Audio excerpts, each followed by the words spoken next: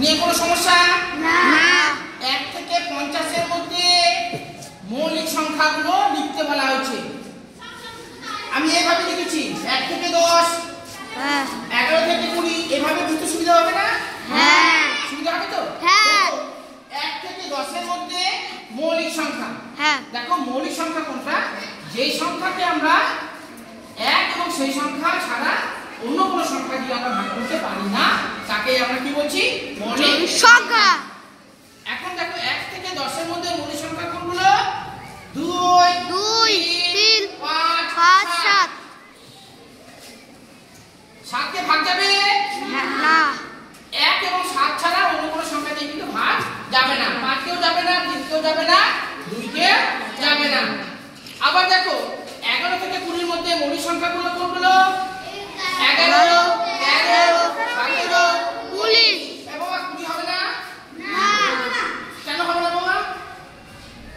হ্যাঁ 20 10 দিয়ে যায়, 4 দিয়ে যায়, 2 দিয়েও ভাগ যাবে, 4 দিয়ে যায়। হ্যাঁ 4 দিয়ে যাবে, 5 দিয়েও যাবে, তাহলে 20 হবে না। হবে না।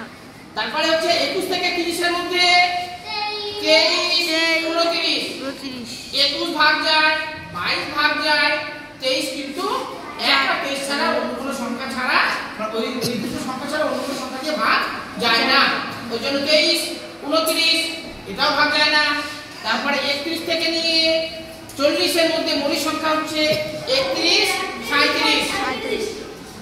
আর 41 থেকে নিয়ে 50 মধ্যে 41, 43, 47। কারো বুঝতে কোনো রকম অসুবিধা? না।